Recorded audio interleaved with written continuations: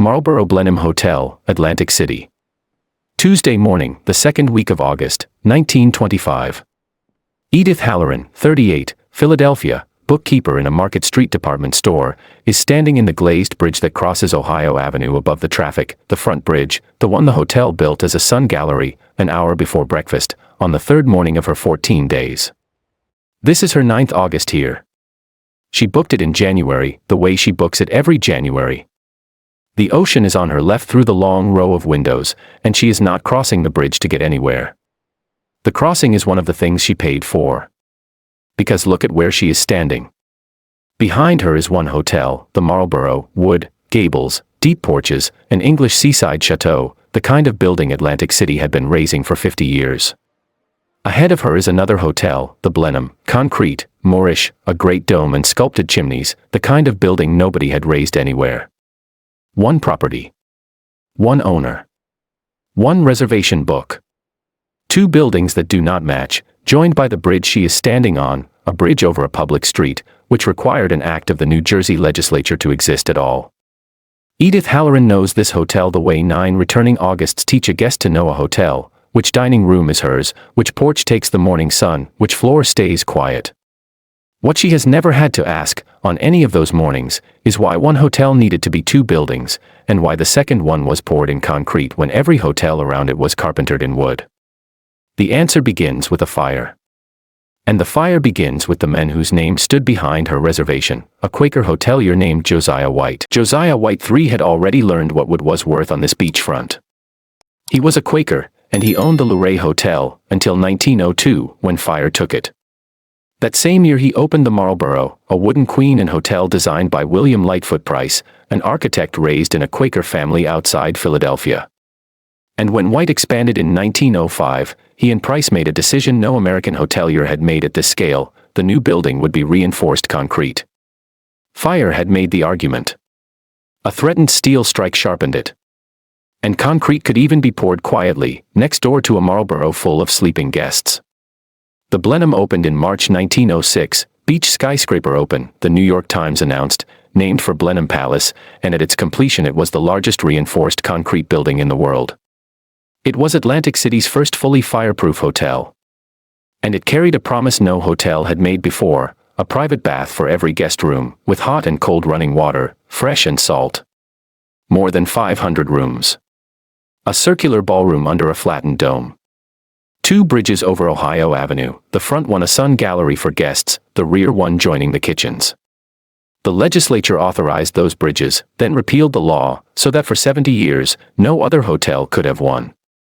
What the hotel required of Edith Halloran was a season and a plan, the January letter for the August fortnight, and the choice, American plan, meals included in the Marlborough dining room, or European plan in the Blenheim wing. She chose American. 9 Augusts running. Before we continue, if this kind of documentation is what you have been looking for, consider subscribing. Every video on this channel goes into one specific element of the American beach hotel between 1920 and 1980, the lobby, the dining room, the pool terrace, the Saturday night ballroom, the staff who knew which table was yours before you sat down, and what each of these things meant for the specific people who organized their year-round being in them. Not nostalgia for old swimming pools. The documented social reality of an institution that gave some Americans a dining room that knew their plan and their table, and was carried, plate by plate, by other Americans it would not register as guests. What the Marlborough-Blenheim reservation book knew in 1925, which August was yours, which plan you were on, which building your dining room was in, is exactly what the casino floor that replaced it was never designed to know. And if you stayed in these hotels, or your family did, put it in the comments. Did your family's summer run through the Boardwalk hotels before 1978, the Sun Gallery, the rolling chairs, the American plan dining room? And if your family worked those hotels, the kitchens, the dining rooms, the chairs, that memory belongs in this record too. Next on this channel, the Traymore, the Taj Mahal of Atlantic City, imploded in 1972, 4 years before anyone voted on a casino. Back to the bridge. By the summer Edith Halloran stood on that bridge, the hotel had crossed into a different kind of fame. A Broadway theater full of New Yorkers could be expected to recognize its name in a song lyric. What does it take for a hotel to become a lyric? On September 16, 1925, the same summer as Edith Halloran's 9th August, a musical called No, No, Nanette opened at the Globe Theatre on Broadway. Music by Vincent Youmans. It would run 321 performances in New York, 665 in London, and hand the century two standards, Tea for Two and I Want to Be Happy. Its second act is set in Atlantic City, at the Marlborough-Blenheim. And in the song, Peach on the Beach, the lyric lands on the hotel by name. You can bet Nanette is the prize and pet of the Marlborough-Blenheim Hotel. Think about what a lyric like that requires. A Broadway audience is not given a footnote. The writers could set a rhyme on that name because a theater full of New Yorkers already carried the dome in their heads, from their own Augusts, from their parents' honeymoons, from the postcards on a million parlor tables. The hotel had become a shared reference, the way an American in 1925 knew what the Waldorf meant without being told. Fame at that scale breeds legend, and the Blenheim's biggest legend needs correcting here. The story, repeated for decades, sometimes in print, held that Thomas Edison himself supervised the concrete. He did not. The architectural historian who documented the building for the Historic American Buildings Survey, George E. Thomas, put it flatly, in fact, there is no evidence that Edison was involved with the building at all. Edison founded a Portland cement company. The confusion ends there. The dome needed no inventor. It had price. So that is the famous hotel. But a lyric tells you nothing about a Tuesday. What did the Marlborough-Blenheim actually organize, hour by hour? What did 14 days on the American plan consist of? The American plan meant the meals came with the room, 3 a day, in the Marlborough's main dining room, at hours the hotel kept. The European plan ran simultaneously in the Blenheim's rear wing, with its own dining room and banquet hall, 2 systems, 2 kitchens, joined by the rear bridge over Ohio Avenue. A guest's plan told the house how her day was shaped. Edith Halloran's day was shaped like this: the bridge before breakfast, the beach in the morning, and the boardwalk, always the boardwalk. The boardwalk itself had been built in 1870 for a purely practical reason, to keep beach sand out of hotel lobbies and railroad cars. Then it became the point. By the 1920s the promenade was the resort's central ritual, and the rolling chair was its throne, a wicker chair on wheels, pushed by an attendant, gliding a guest past the great hotel facades.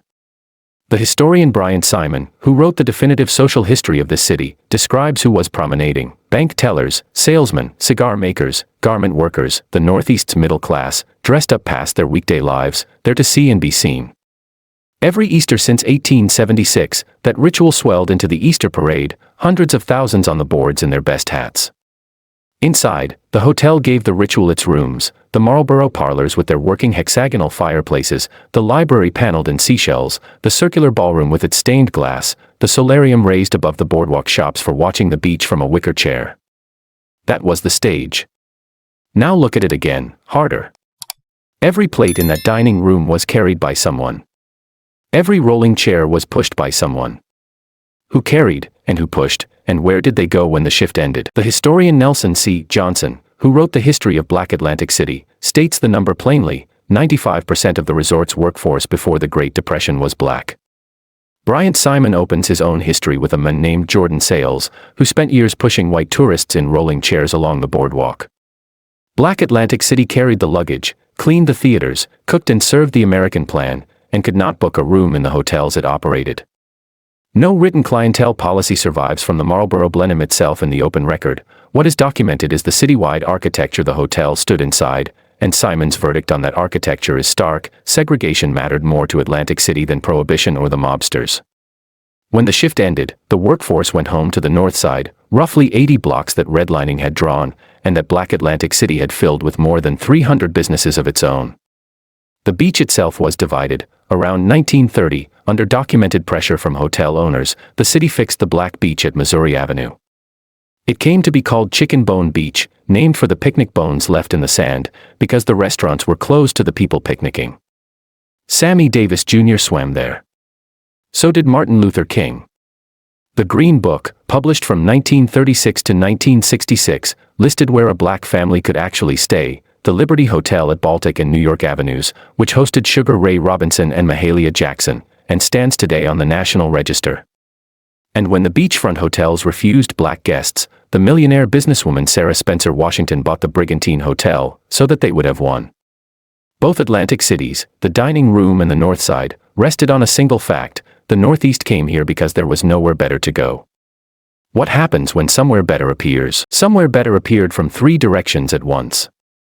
The airplane. By the 1950s, cheap flights put Florida and the Caribbean inside a Philadelphia family's reach, in February, when Atlantic City had nothing to sell.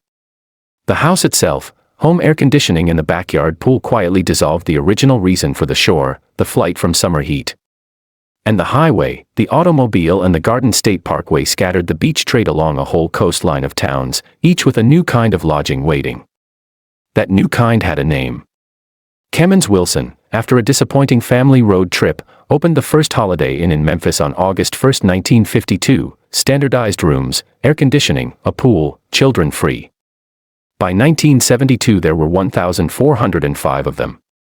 The formula was honest about what it offered, no surprises, and it had no use for anything the Marlborough-Blenheim was, no season, no plan, no dining room that knew you, no bridge worth crossing before breakfast. In 1964 the Democratic National Convention came to Boardwalk Hall, and the national press, filing from tired rooms, documented a resort visibly past its era. The city's population, about 66,000 in 1930, fell below 48,000 by 1970. The hotel held on, the White family still at the desk. A local historian, Michael Connor, has written about taking his young son to Saturday lunch in the Marlborough's Edwardian room in those years, the room still elegant, the era already over, and telling the boy to remember what he was seeing, because it would soon be gone. New Jersey was asked twice to vote on a rescue. But the rescue was never designed to save hotels. It was designed to save a city, and it needed the land the hotels were standing on. The first casino referendum, statewide, failed in 1974, 60-40, losing 19 of New Jersey's 21 counties. The second, in 1976, confined casinos to Atlantic City alone, and it passed. In 1977, Governor Brendan Byrne signed the Casino Control Act outside Convention Hall while a band played "Happy Days Are Here Again." On May 26, 1978, Resorts International opened as the first legal casino in America outside Nevada. The line stretching down the boardwalk was the future, arriving. The Marlborough-Blenheim's last 2 years read like a ledger. March 14, 1977, the promoter Reese Pally and the attorney Martin Blatt buy the hotel from the White family, planning a renovation of roughly $35 million that would keep the Blenheim standing, and that August, Pally gets the Blenheim onto the National Register of Historic Places.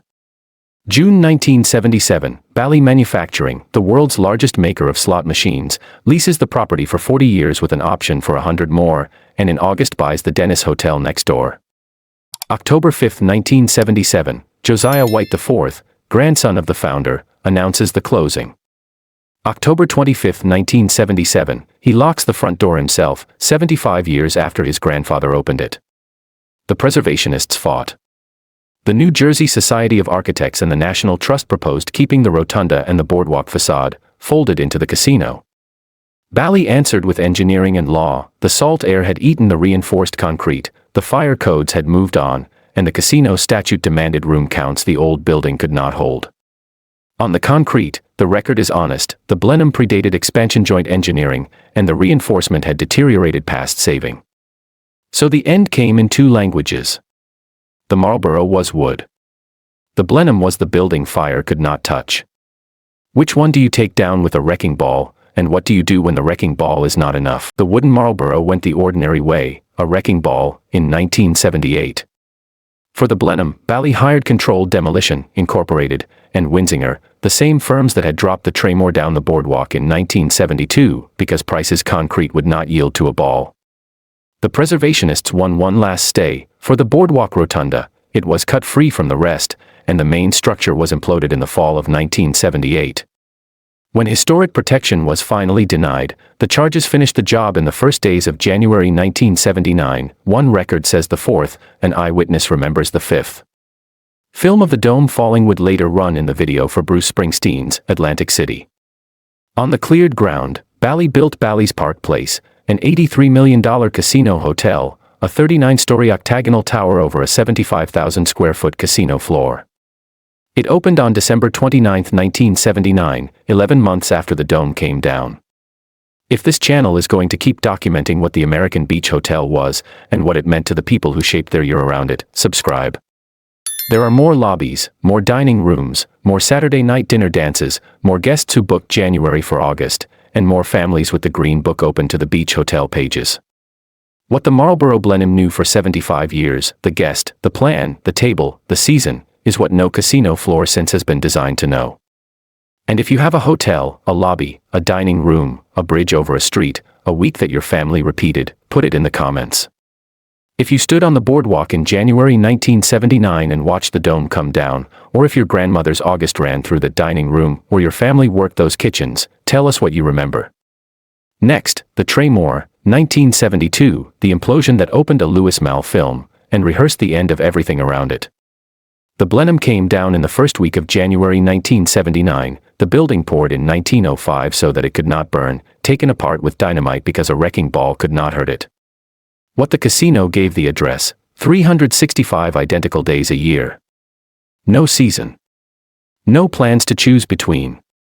No reason to write a letter in January about August. What it did not give the address, a use for the third morning of 14 days. The casino floor did not know what the reservation book had known since 1902, which August was Edith Halloran's August, which dining room her plan belonged to, which bridge she crossed before breakfast. It was not designed to know anyone. That was the design. The address was still there. The institution was gone.